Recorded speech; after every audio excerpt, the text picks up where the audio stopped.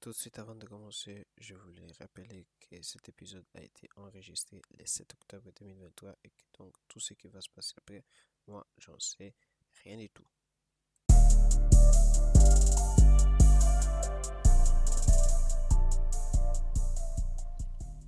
Ciao les amis, comment ça se passe? J'espère tout bien. Et c'est quoi cette putain de nouveau podcast encore? Attendez, je vous explique tout. C'est un nouveau podcast de sport. Mais bon, pour toutes les infos, je vous laisse après l'intro. On y va.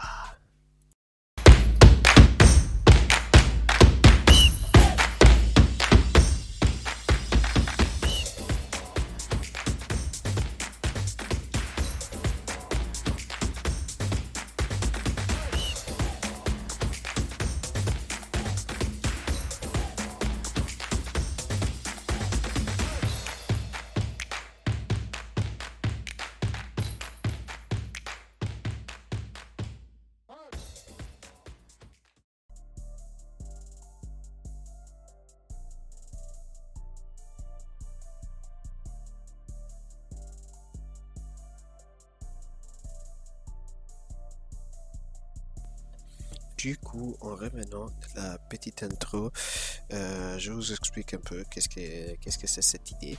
Cette idée de fou, mais bon, c'est une idée à laquelle j'y tiens beaucoup. Voilà, là c'est mon nouveau podcast, Max Sport 360. Pourquoi? Parce qu'on veut traiter les sports à 360 degrés et avec une œil plus analytique possible, parce qu'il y a plein de podcasts qui en fait ça jette des opinions sans voir des statistiques ou sans avoir quand même un œil plus objectif et des trucs comme ça. Ouais, moi je veux pas ça déjà. Moi je vais être plus objectif possible. Je vais donner des opinions, ouais, personnelles, mais quand même en se basant sur des faits, sur des numéros, sur des statistiques. Après, ouais, c'est vrai que le sport, c'est pas que la statistique et tout, mais c'est important, je pense, de voir comment ça se passe avec les statistiques. Les statistiques, ils t'offrent une aperçu objectif de ce qui se passe. Et donc, je dis pourquoi pas chercher de voir le sport d'une façon un peu plus objective et sans jeter des opinions qui n'ont pas des motivations. Du coup, vu qu'ici ça parle de sport, je vais commencer le plus vite possible et on va commencer par les sports les plus suivis au monde, c'est-à-dire les footballs. Du coup, pour commencer cette rubrique de récap du championnat, je vais utiliser le format de 1 minute pour une équipe et on va commencer avec les meilleurs championnats du monde pour moi actuellement, c'est-à-dire la Premier League. Let's go! Déjà, avant de commencer, je voulais rappeler que cet épisode a été enregistré avant la 8e journée des championnats de Premier League. Donc, tout ce qui va se passer après, moi, j'en sais rien. Mais on va commencer avec le Manchester City. Manchester City qui vient d'une victoire en Ligue des Champions contre l'RB Leipzig pour 3-1. A été sauvé par Jérémy Doku et Julian Alvarez, des grands joueurs. Vraiment très très grands joueurs. Ils ont fait la passe décisive et but l'un pour l'autre, donc c'est parfait. Mais ils viennent aussi d'une défaite contre les Wolves et ils doivent jouer un match très très important pour l'avenir du championnat contre Arsenal. Et là, on va voir un peu comment ça va continuer la Première Ligue, et pour eux c'est hyper important de gagner ces matchs parce que ça fait psychologiquement un plus contre une équipe adversaire directe pour les championnats d'Angleterre, que eux ils sont les favoris pour gagner. Et Tottenham en fait vient d'une saison très très difficile où ils sont arrivés 8e, donc ils jouent pas les coupes européennes, mais ils ont très très bien commencé cette saison et ils sont deuxième à 17 points au même point avec Arsenal et ils doivent jouer dans 20 minutes le match contre Luton. Bon, ça c'est un match à gagner pour voir un peu comment ça peut évoluer les Tottenham dans les prochaines semaines et tout. Je sais pas si c'est un club qui peut aller gagner les Premier League, je ne pense pas du tout, mais ils ont des très très bons joueurs comme Maddison, Son, Richarlison, et après même en défense avec Romero Van de Ven, au milieu avec Pape Matar Sarr et Bissouma, ils sont très très bien fournis, et sur les côtés avec Udogie aussi, et Pedro Porro, Emerson Royal, ils sont très très très très bien fournis. Après en goal ils ont Vicario qui a été, je ne pourrais pas dire, mais il a été l'un des meilleurs goals de la Série A. On arrive à Arsenal. Arsenal, c'est l'autre équipe forte de cette Premier League, et les matchs contre Manchester City, c'est très très important à jouer dimanche. C'est très très important pour eux de gagner ça. Ça doit donner un coup psychologique, comme je l'ai dit pour Manchester City, et ça doit en fait donner un avance genre lancé pour cette équipe, qui a des joueurs elle aussi très très très très importants. Elle a des piliers dans tous les rôles. Donc Saliba en défense, on pourrait dire, en milieu défensif Declan Rice, en milieu offensif Martin Odegaard, et en attaque c'est là où un peu moins de piliers, même parce que là maintenant Martinelli et Saka sont un peu blessés, mais il y a Gabriel Jesus, Nketiah, Trossard, des joueurs très très mobiles qui peuvent donner de la difficulté à Manchester City. Je m'attends à un bon match là. On arrive à la quatrième équipe de Premier League, c'est-à-dire Liverpool. Et Liverpool, c'est un peu comme Tottenham, seulement que eux, ils sont arrivés quand même à jouer l'Europa League, et ils ont fait un mercato pas mal, mais qui manque d'un vrai milieu défensif des niveaux. Ils sont arrivés à prendre Wataru Endo, mais le fait de ne pas avoir pris Romeo Lavia, ça pourrait peser tout au long de la saison. Mais pour le moment, ils s'en sortent bien. Ils s'en sortent bien avec un milieu très très mobile, avec des joueurs comme McAllister, comme comment je peux dire, Szoboszlai, Curtis Jones, des milieux très très mobiles et très très techniques. Et après l'attaque, Salah, c'est toujours Salah, comme Gakpo qui s'est très très bien intégré, et Darwin Nunez, ça fait encore un peu de fatigue, mais surtout un truc que l'année passée il n'y avait pas, c'était la solidité défensive. On va dire des joueurs comme Ibrahima Konaté surtout, et Virgil van Dijk, ils ont redonné une solidité défensive que l'année passée elle n'était pas là. On va arriver à la cinquième position, l'une des révélations de ce début de Premier League. On parle de Aston Villa.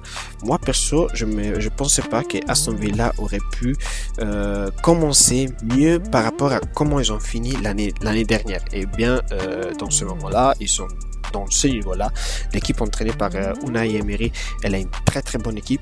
Elle a une très très bon milieu avec Boubacar Kamara et Douglas Luiz sur les milieux offensifs, et sur les côtés ils sont très très bien fournis avec des joueurs comme Diaby, Zaniolo, Leon Bailey, Emiliano Buendia même s'il est blessé, et après Oli Watkins il est en son prime, on peut dire qu'il est en son prime, et il fait des 3 buts tous les fois là maintenant, même en goal comme Dibu Martinez, que moi perso j'aime pas énormément, mais il faut dire qu'il est très très bon.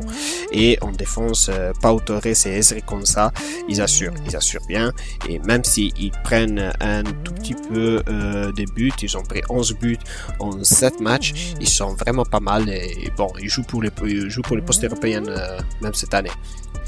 On passe au 6e poste où prenez ce que j'ai dit pour Aston Villa et doublez-le, parce que là on parle de Brighton.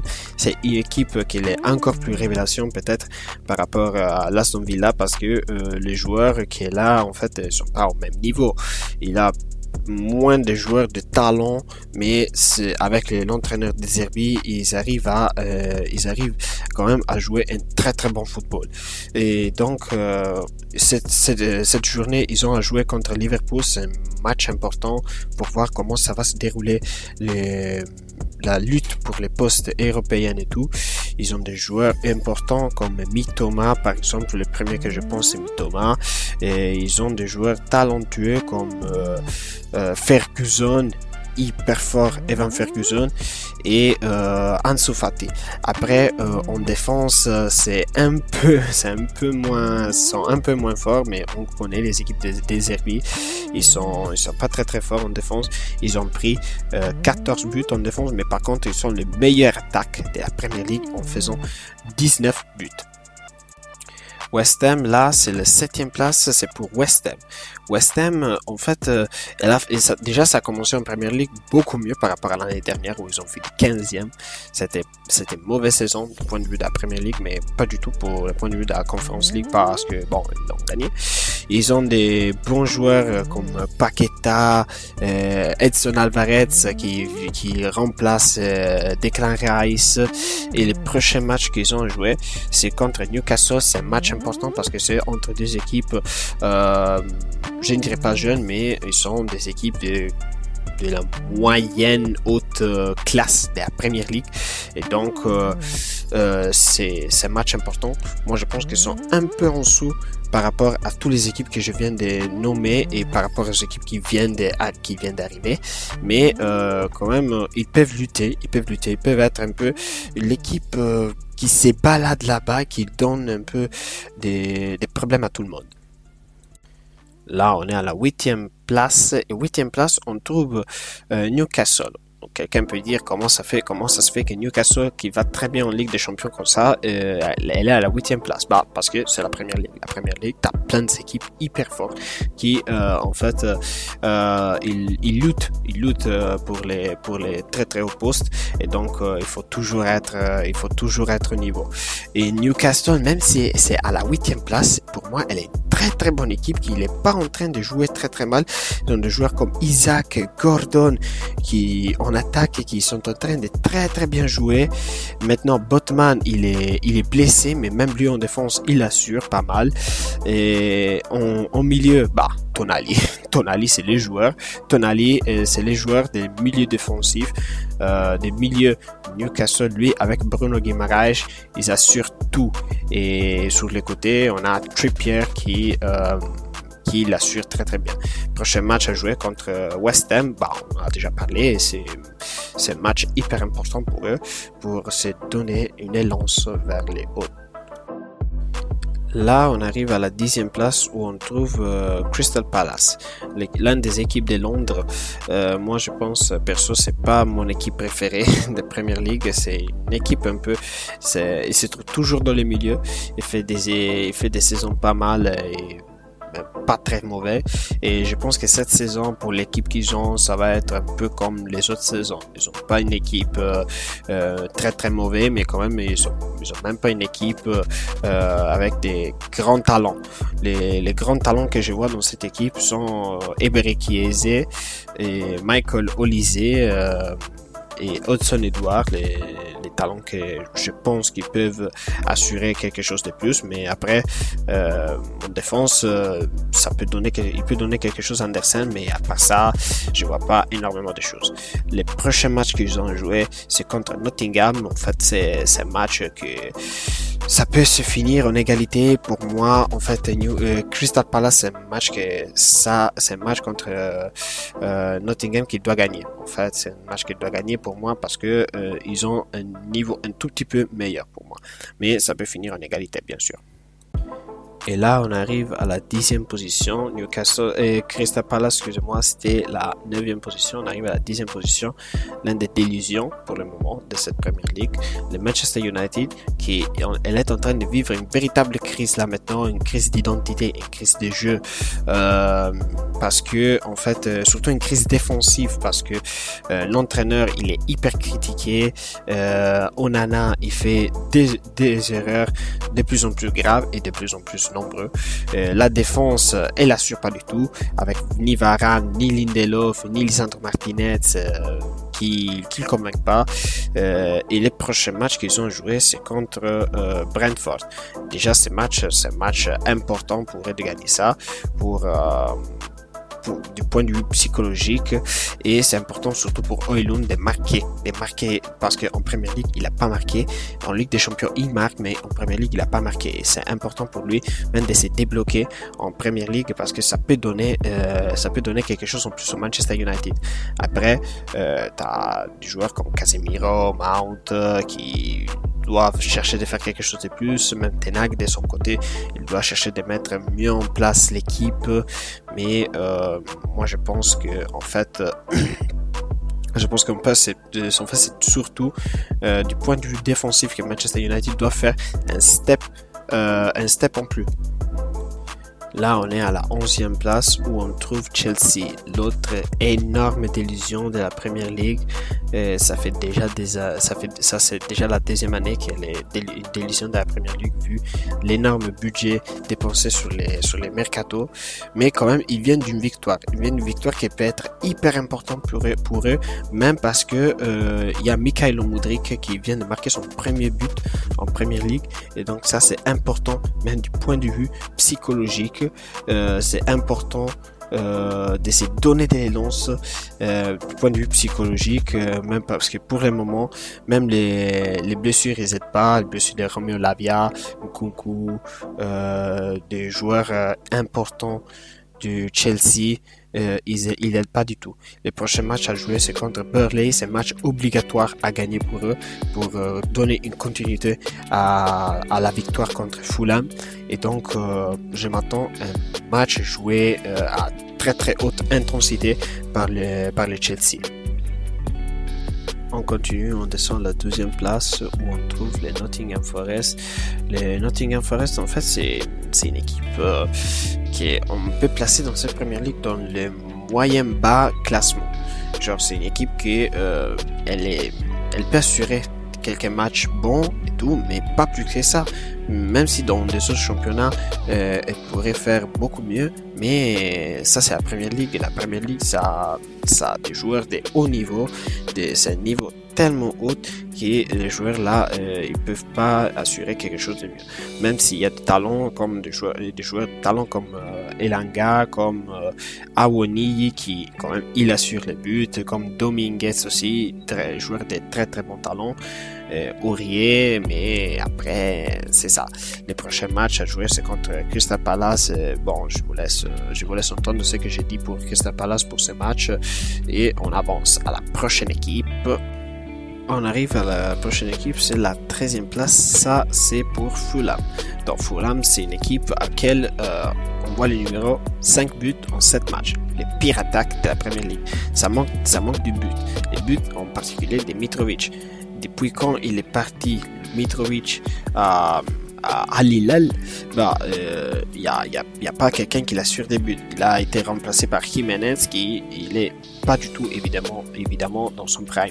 Il fatigue énormément à marquer des buts, et les joueurs autour de lui ils sont pas des joueurs qui marquent un peu de buts énormément. Harry Wilson, Willian, je pense bien évidemment, mais t'as des joueurs aussi comme Carlos Vinicius ou Alex Iwobi qui marquent pas des buts, et donc ça c'est la difficulté du point de vue de Newcastle qui doit jouer contre Sheffield, match important pour éviter la relégation, et c'est un match à gagner forcément parce que Sheffield je pense c'est un niveau un peu moins bas par rapport à ceux du Fulham. On arrive à la prochaine équipe, c'est Brentford. Brentford, c'est vraiment le milieu. Genre, 10 buts marqués, 10 buts pris. C'est une équipe qu'elle a fait comme ça. Elle a des bons individualités offensives comme Vissa et Mbeumo, sont des joueurs bons ça fait des années qu'ils sont Premier League, ça fait des années qu'ils sont à Brentford, mais qui après ça monte pas plus que ça. Et en défense, par contre, on n'a pas ces grands défenseurs-là. Ou quand même, il n'y a pas un défenseur qui se démarque dans son rôle. Le prochain match à jouer, c'est contre Manchester United. Et bon, Manchester United est en crise, donc il faut chercher de profiter de la crise de Manchester United pour améliorer un peu les classements. Mais de toute façon, ils vont pas trop mal, ça on peut dire. Bon, on va aller plus vite sur les dernières 5 équipes. Luton, Everton, Burnley, Bournemouth et Sheffield United. En fait, ce sont tous les 5 des équipes qui, psychologiquement, ça ne va pas énormément. Même du talent, même au niveau de talent, c'est pas les mêmes talents par rapport aux autres équipes. Même si tu as quelques individualités qui peuvent aider. Par exemple, je vois Everton, Calvert-Lewin, il peut aider, pardon. Mais là, c'est vraiment plutôt un fait psychologique pour éviter la relégation. Mais on est encore, on est en train de rentrer là dans la partie la plus chaude du championnat de Premier League. Donc là, en fait, il faut déjà trouver quelque chose qui peut bousculer le classement là-bas en bas, parce que sinon, si ça commence à enchaîner les défaites, ça peut devenir très très compliqué de se reprendre après. Là, on a fini avec le football, on passe au basket. Et on est là, la NBA est en train de retourner. Dans 2 semaines et demie, on va dire, la NBA va faire son comeback officiel. Bon, son comeback officiel, elle a déjà fait avec les Media Day qui sont en train de faire dans ces jours, les training camps, les Media Day qui sont déjà faits. Et on peut dire quoi, cette saison de la NBA, déjà, on peut partir de les tout fresh news, les derniers trades qui ont bousculé la Eastern Conference avec la trade qui a emmené Damian Lillard à Milwaukee et la trade qui a emmené Jrue Holiday à Boston, au Boston Celtics. Et ce sont des trades qu'en fait ils donnent une hiérarchie beaucoup plus claire à la Eastern Conference, beaucoup plus claire par rapport à la Western Conference, parce que la Western Conference en fait c'est toute une c'est plein des équipes très très bonnes et des équipes qui, genre, si tu le mènes dans la Eastern Conference, ils sont sûrs de faire les playoffs, mais par contre dans la Western Conference c'est beaucoup plus chaud, pardon. On parle des équipes comme Sacramento, Memphis, Los Angeles Lakers, Los Angeles Clippers, Oklahoma City Thunder, les Phoenix Suns, les Denver Nuggets, les champions NBA. Ce sont tous des équipes, et je n'ai pas encore, je vais pas parler des New Orleans Pelicans, des Minnesota Timberwolves, les Houston Rockets sont tous des équipes très très bons qui en fait ils rendent la Western Conference une conférence beaucoup plus compétitive, on va dire, entre guillemets, plus compétitive, parce que même la Eastern Conference, même si elle est plus hiérarchisée, elle est pas quand même nulle, on va dire. On a des équipes comme Philadelphie, comme les Cleveland Cavs, les New York Knicks aussi sont des équipes très très bonnes. Faut pas les sous-estimer. Mais par contre, si on doit faire une petite prédiction, parce que là c'est la période de prédiction, on n'a pas encore des données claires pour voir un peu comment ça marche avec les équipes un peu. Si on doit faire des prédictions, moi par exemple dans la Eastern Conference, je vois pas rien d'autre des différents à une finale de conf entre les Milwaukee Bucks et les Boston Celtics. Et là-bas, je pense que ce sera plutôt Milwaukee qui va arriver en finale des conf. En finale NBA, pardon, au finals NBA.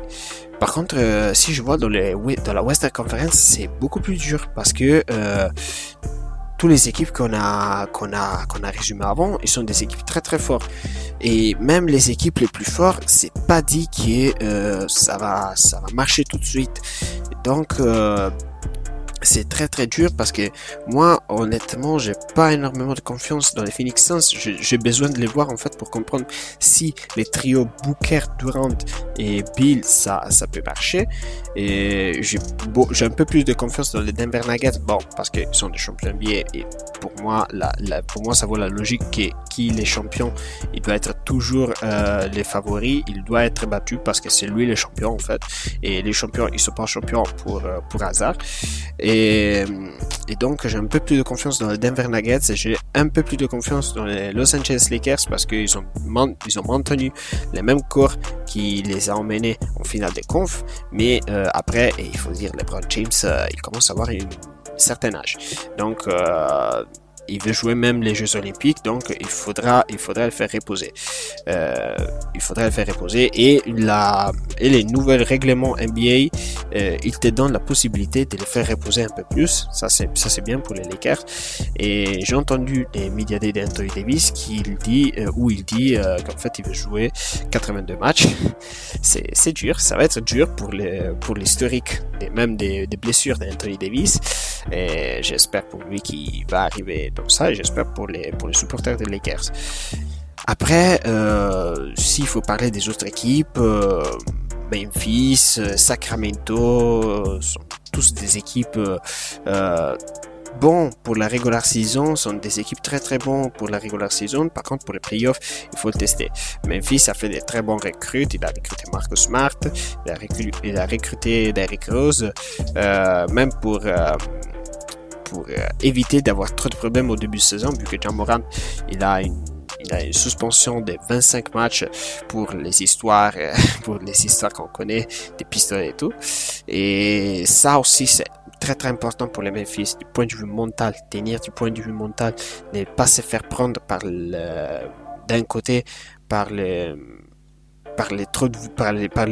victoires, par l'énorme numéro de victoires qu'ils vont avoir, parce qu'ils sont talentueux, et ne pas se faire prendre de l'autre côté par, on va dire, entre guillemets, une dépression des résultats. Et ça, c'est important. Et en fait, il faut être toujours concentré. Ça, c'est important pour les Memphis Grizzlies. Pour les Sacramento Kings, en fait, là, c'est l'année la plus compliquée pour eux. Là, c'est l'année où ils doivent se reconfirmer. Ils doivent confirmer que l'année dernière, ça n'a pas été un hasard et que tout ce qui s'est passé l'année dernière, ça va avoir, une bonne continuation. Le projet, il est bien lancé, avec Mike Brown comme entraîneur, comme head coach.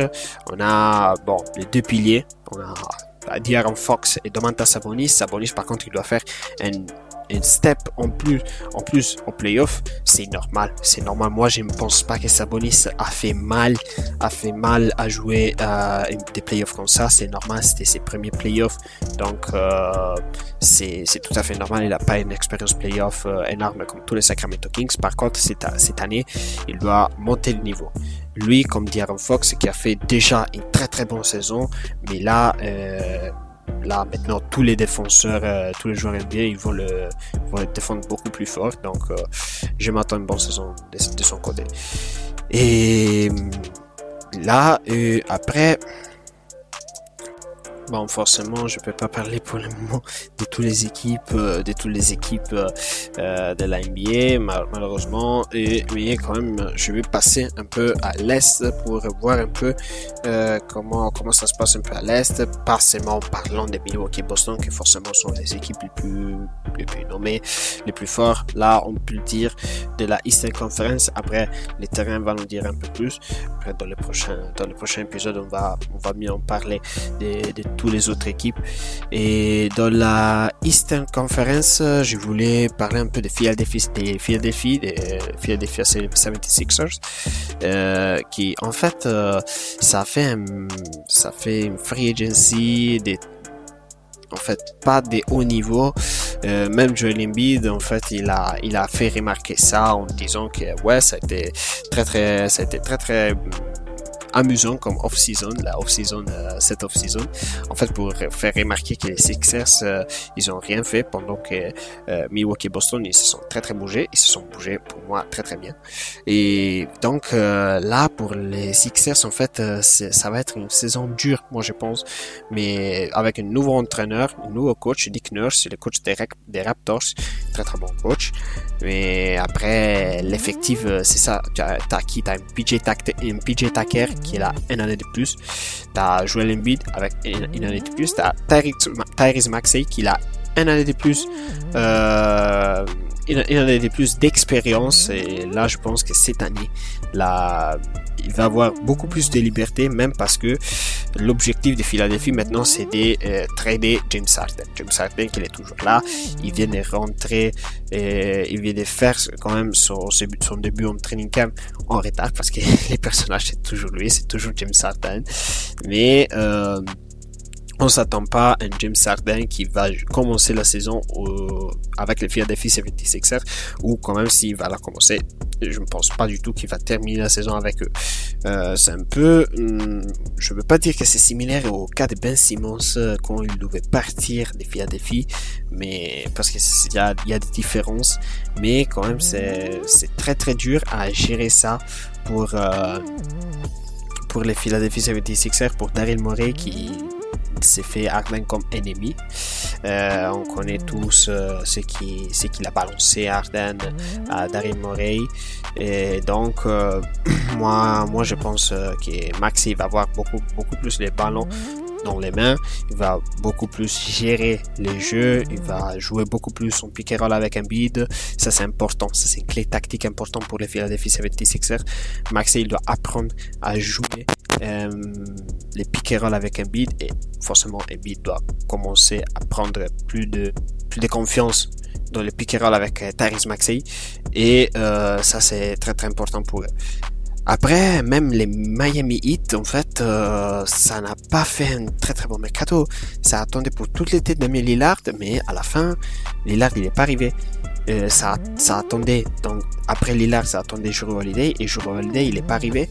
Donc t'as la même équipe de l'année dernière. Par contre, t'as perdu des joueurs comme Gabe Vincent, comme Max Strus, des joueurs importants. Donc j'imagine, et t'as tous les joueurs qui sont plus vieux de 1 an, et donc j'imagine forcément ça va être une saison un peu plus difficile pour les Miami Heat aussi, même parce que maintenant dans la Eastern Conference t'as plein des équipes jeunes qui veulent commencer à se faire montrer, même si peut-être ils n'ont pas le niveau, mais je pense que les matchs dans la Eastern Conference ils vont être des matchs très difficiles. Par exemple, je pense au Orlando Magic, je pense au Cleveland Cavs qui ont déjà les niveaux pour aller aux playoffs. Je pense au New York Knicks, je pense aux Detroit Pistons qui, même si peut-être ils sont pas au niveau d'aller aux playoffs, mais quand même ils sont très très bons. Les Indiana Pacers sont des équipes très très jeunes qui ont fait du tanking, et qui là, je pense que dès qu'ils auront fini avec leur cycle, Boston et Milwaukee, peut-être Boston un peu plus après, mais Milwaukee maintenant, parce que la timeline de Milwaukee c'est dans les prochains 3-4 ans. Et là, toutes ces équipes, ils vont monter le niveau, très très fort. Là, on a fini avec le basket, avec la NBA ça commence à revenir, ça commence à retourner, ça commence à rejouer des matchs dès qu'on aura des matchs officiels, des regular season, on va dire ça. On aura peut-être un peu plus de matériel de quel parler, mais là maintenant on va passer au Qatar. Et pourquoi Qatar? Parce que c'est la Formule 1. Ça dit quoi le Qatar?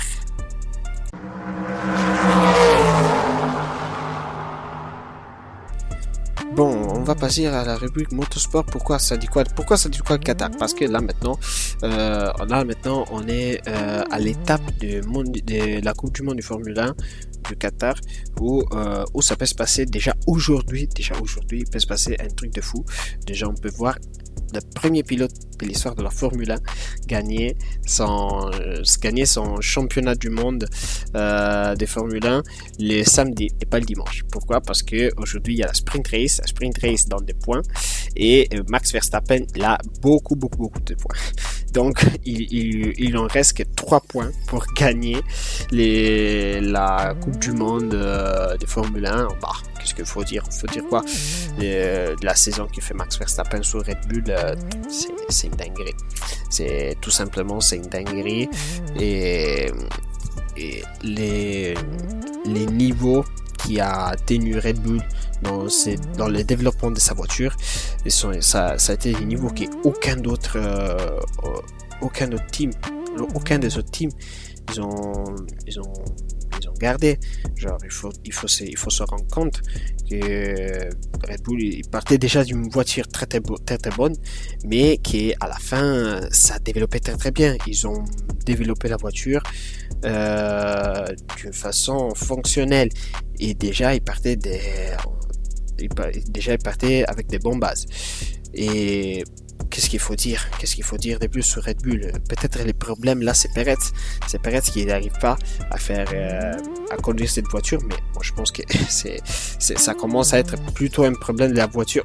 Au mieux, pas le problème de la voiture, c'est les fit entre la voiture et Perez qui n'est pas bon, parce que je pense que c'est une voiture elle est faite ad hoc pour Max Verstappen, c'est une voiture qu'elle est faite pour lui, mais après, bon, il faut dire que la RB19, c'est une voiture que ça roule très bien, il a un très bon power unit, et avec cette voiture-là, tout le monde il s'attend que Perez il fait des résultats meilleurs, on va dire ça. Il doit faire des résultats meilleurs, mais ces résultats, ils se voient pas.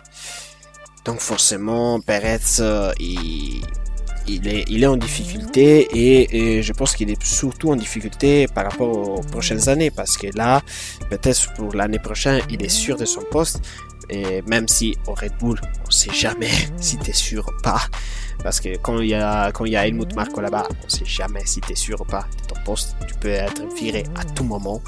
Mais bon, je pense que là, Red Bull, là pour le moment, Perez il est sûr de son poste pour l'année prochaine, pour le 2024. Mais par contre, pour le 2025, dans les 2024, pour le 2025, il faudra faire du taf, parce que sinon, il va perdre son poste. Et après on peut parler de qui? On peut parler de Mercedes. Pourquoi Mercedes? Parce que hier ils ont fait la qualif pour la course de dimanche, et Mercedes il a Russell en deuxième position et Hamilton en troisième position. Pour Mercedes, c'est important d'arriver à garder la deuxième place dans la Coupe du Monde constructeur. Et Russell et Hamilton, ils sont des très bons coureurs, mais par exemple, ce qu'on a vu se passer à Suzuka au Japon, sont des trucs et dans des situations comme ça, c'est mieux peut-être de ne pas voir ça. Après, c'est normal, c'est tout normal, ce sont des coureurs, ils sont des pilotes, et ils doivent se faire la bagarre. C'est bien ça, on l'a vu même en Ferrari avec Leclerc et Sainz à Monza, mais quand tu te joues quand même des choses importantes, comme par exemple dans ces cas-là, la deuxième place dans la Coupe du Monde constructeur, c'est peut-être mieux de pas prendre des risques. Et après, dans ces cas-là, ça n'a pas été productif, parce que ils ont perdu du temps, ils ont perdu beaucoup de temps. Ils pouvaient viser les podiums, même si la voiture elle fitait pas bien avec la piste de Suzuka. Ils pouvaient viser le podium, mais après ils se sont fait dépasser par tous les deux les Ferrari. Donc c'est difficile, ça, c'est difficile, mais cette piste, la piste de Qatar, elle peut déjà aider beaucoup plus la Mercedes. La Mercedes qui, quand même, elle tient un peu de marche sur Ferrari. On va parler maintenant, des Ferrari, qui est dans les dernières courses, donc des Monza jusqu'à Suzuka, ils ont fait des courses pas mal. En fait, pour comme ça avait commencé le championnat, je m'attendais à pire. Moi, je vous le dis parce que je suis un supporter Ferrari, en fait. Et donc, je m'attendais à pire par Ferrari, par exemple à Suzuka, même parce que on sait que les tours rapides, les virages rapides, on va dire ça, ils sont très très compliqués pour la voiture, pour la SF23. Mais elle s'est très très bien défendue, Ferrari, il faut le dire. Les pilotes, pour le moment, ce n'est pas une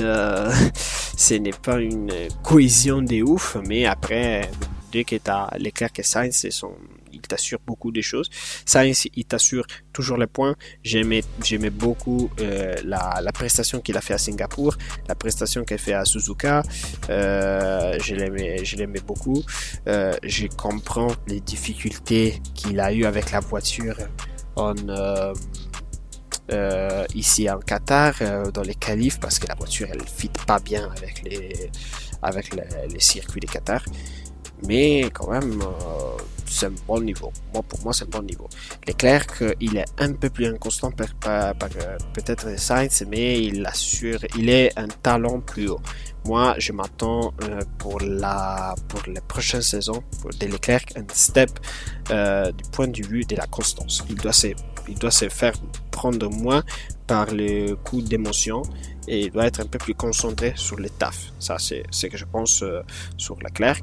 Et on va passer à McLaren. McLaren, pourquoi? Parce que en fait, c'est une dinguerie. La deuxième partie de saison de McLaren, c'est quelque chose de ouf. Ils ont développé mal la voiture au début de l'année. Ils ont dit, ok, on a fait une voiture de merde, on va recommencer tout. Et maintenant là, tu vois, Lando Norris et Oscar Piastri qui ils peuvent viser, s'ils veulent, la deuxième place. La deuxième place dans le mondial constructeur, dans la Coupe du monde constructeur, désolé, pardon. Et ils sont très très bons, ils sont bons. Là maintenant, dans cette piste, les track limits, ils les ont limités beaucoup parce qu'ils ont effacé les temps de Lando Norris et de Oscar Piastri qui a été rétrocédé de 3 positions. Mais il faut dire, les niveaux est très très haut de part de McLaren. Ils sont très très bons et pour l'année prochaine, il faut faire attention à eux aussi. Si tu veux, s'ils continuent comme ça, je dis pas qu'ils peuvent qu'ils peuvent pointer Red Bull, mais quand même les deuxième place dès tout de suite dans la Coupe du Monde constructeur, ça peut le faire. Ça peut le faire énormément pour moi. On va parler aussi des Aston Martin. Aston Martin qu'en fait, si d'un côté on peut voir McLaren qui fait une deuxième partie des saisons de fou, Aston Martin c'est le contraire. Genre ils ont fait une deuxième partie de saison complètement, on peut dire, pourrie. Ils ont fait un podium dans les dernières 8 courses qu'ils ont fait. Par contre, dans la première partie, ils avaient fait 6 podiums dans les premiers 8 courses qu'ils ont fait.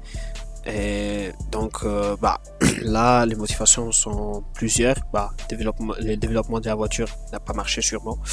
Des pilotes, tu cours avec qu'un pilote en fait, parce que Stroll il assure pas du tout, et même hier en qualif il s'est fait sortir encore en premier tour de qualification. Donc ça aussi, ça n'aide pas du tout. Moi je sais pas encore pour combien de temps Lawrence Stroll il a envie de continuer avec son fils en Formule 1, parce que si la voiture était faite pour faire en sorte que Lance Stroll il soit compétitif dans les années à venir, pour le moment il est pas du tout compétitif, vu que Alonso il est quatrième, il a 174 points et il est quatrième là-bas, et Stroll il est 10e avec 47 points, et ils ont plus de 100 points des différences les deux, et ça peut pas être que la voiture en fait, même parce qu'ils conduisent la même voiture. Et donc Aston Martin fatigue énormément, mais Alonso, dans les derniers qualifs, toujours hier, Alonso il arrive à faire une 4e place, qui c'est très très important même pour le moral de Aston Martin. Et donc il nous reste Alpine. Je sais que pour vous les Français, Alpine c'est très très important.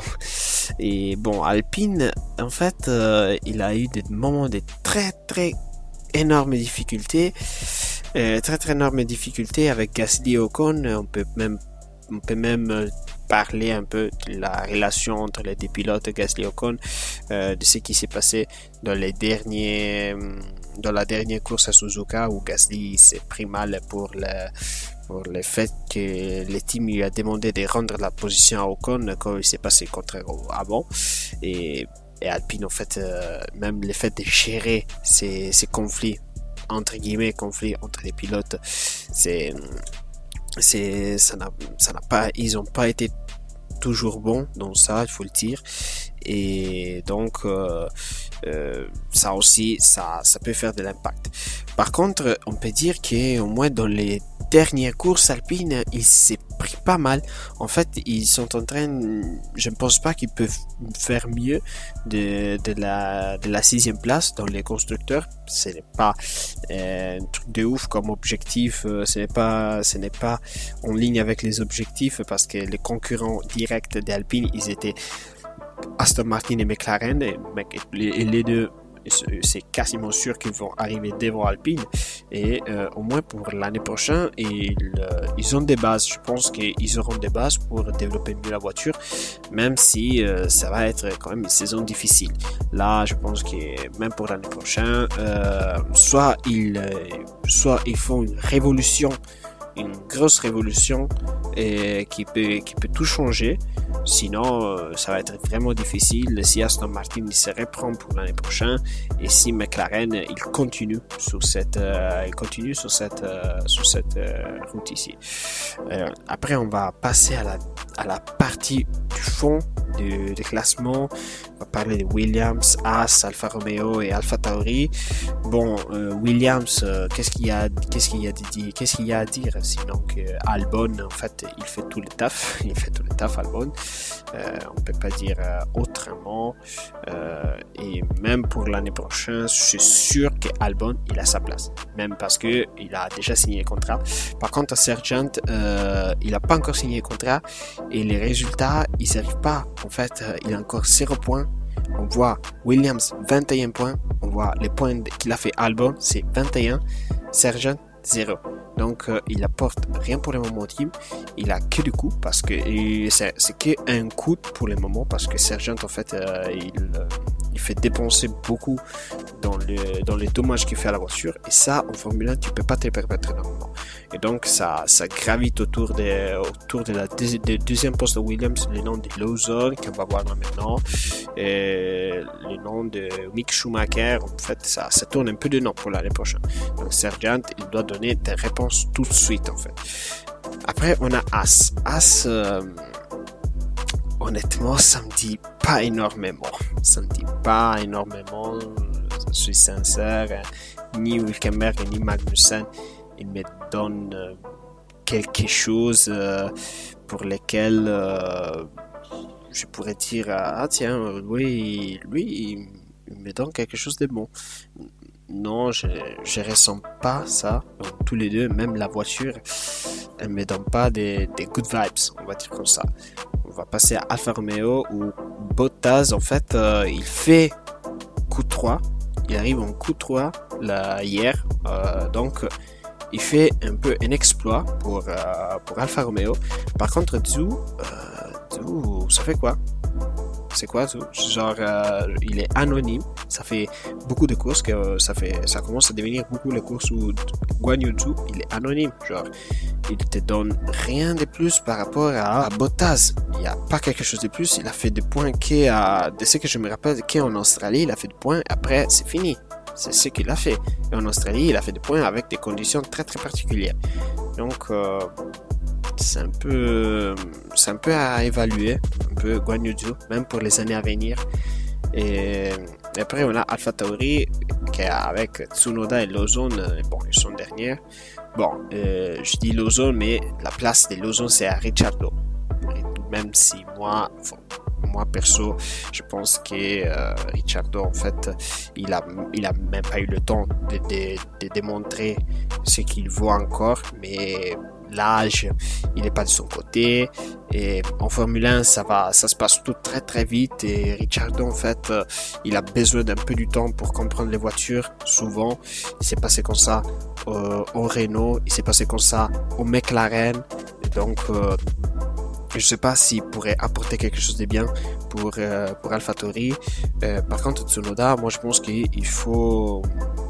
Je pense pas qu'il est un top pilote, hein, mais quand même je pense qu'il est un très très bon pilote, qu'il est très très sous-estimé, parce qu'en fait Tsunoda cette année, il a battu toujours De Vries, il a battu Ricciardo, au moins dans les très très peu des occasions qu'ils ont eues, et en fait il s'est fait battre qu'une fois par Lawson. Donc moi je pense que Tsunoda en fait il apporte de bonnes choses à l'équipe, et qu'il faudrait les estimer un peu mieux par rapport à ce qu'on pense de lui. Donc là, ça va, on a fait un petit aperçu sur la Formule 1. On va passer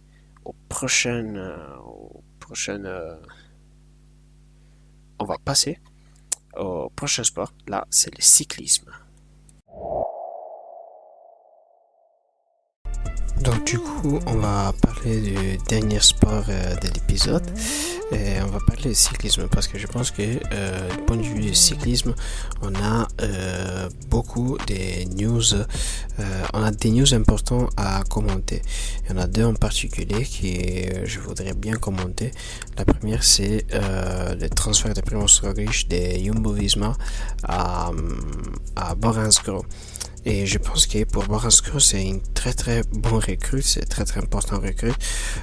Pourquoi? Parce que en fait là maintenant Bora-Hansgrohe a la superstar sur laquelle baser ses équipes, surtout en vue du Tour de France.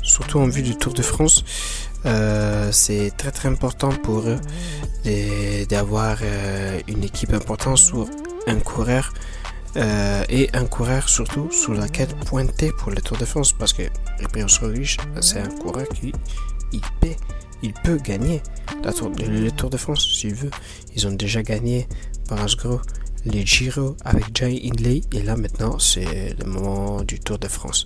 C'est important pour eux, et ils sont en train de monter petit à petit des niveaux. Ils ont pris Vlasov, ils ont pris Bookman, ils ont des coureurs encore comme Jay Hindley, comme j'avais dit, mais là maintenant avec Roglič on entre dans une nouvelle dimension. Et après, du point de vue de Jumbo-Visma, c'est une perte, ça c'est sûr, mais vu la situation au sein de l'équipe, je pense que c'était bien, mais ça pouvait pas continuer à l'infini, une situation comme ça. Parce que quand même il faut gérer 3 pointes comme Sepp Kuss, Primož Roglič et Jonas Vingegaard. C'était compliqué. L'un des 3 pour moi il était quasiment obligé à partir, et ça a été Roglič, ça a été le cas de Roglič. Mais bon, et je pense que ça peut donner aussi de l'espace à Jonas Vingegaard et à Sepp Kuss. On va voir pourquoi, parce que et ça peut donner de l'espace, mais on ne sait pas, parce que on est en train d'entendre d'autres news. Notre news, ça peut vraiment bousculer l'environnement du cyclisme actuel pour les prochaines années, parce que apparemment Jumbo-Visma et Soudal Quick-Step sont en train de faire des négociations pour une fusion qui serait une première fois dans l'histoire du cyclisme, on peut dire. Deux équipes grosses comme ça qui font une fusion, ce serait une première fois dans l'histoire du cyclisme, et ça pourrait vraiment changer tout. Vraiment, même la perception qu'on a un peu du cyclisme. Après, point de vue Jumbo, Soudal Quick-Step, il nie ça. En plus, il rajoute que Remco, il va participer au Tour de France. Donc, il pointe beaucoup sur Remco Evenepoel. Il pense pas du tout à une fusion. Ça, c'est ce qu'ils disent les news officielles, les communiqués officiels et les déclarations.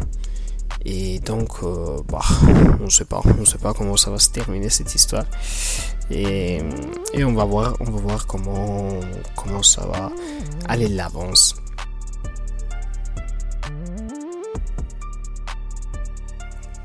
Bon, moi, j'ai fini avec cet épisode pilote, on va dire comme ça. C'est le premier épisode de ce podcast. C'était pour moi important de briser la glace, on va dire comme ça. Et bon, on se voit au prochain épisode. Ciao les gars!